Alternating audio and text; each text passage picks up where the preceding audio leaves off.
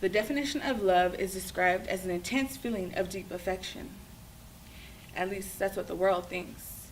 And marriage is a legally or formally recognized union between a man and a woman. Well, that's what it used to be. The sad reality is Christians believe this too. She married, for it was better not to burn with passion, not truly understanding that marriage is based on not feeling, but action. Now she's supposed to be bone of his bone and flesh of his flesh. She's a mother of his kids, but still feels like she's less. She should be a crown to his head, not decay to his bones, but in this unity of marriage, she sometimes feels like she's alone. And he read that he who finds a wife also finds a good thing. At least that's what he thought when he presented her the ring. Now things are changing because this feeling of love is fading and it's bringing out their selfishness. They won't stop the arguing or the blaming. He feels sex deprived and she feels in her mind she ain't doing nothing until he apologizes. And it becomes this vicious cycle of both their pride. To her, it seems like all he wants is a wife to submit to his authority. But what he fails to realize is that her delayed submission comes from a heart's lack of security.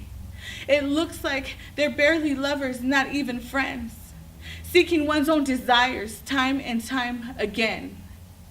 But what she needs is the lover of her soul. Yes, the only one who knows that the heart is deceitfully wicked above all things. So she should stop following her heart and start following the one who sets her apart.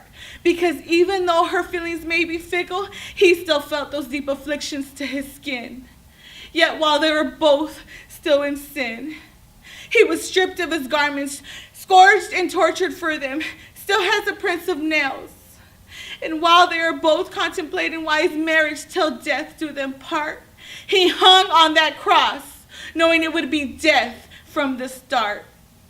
Now that is love.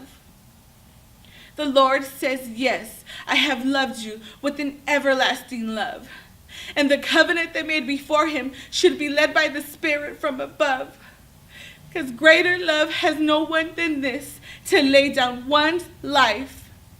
And even though she's her husband's wife, they are both to be his bride.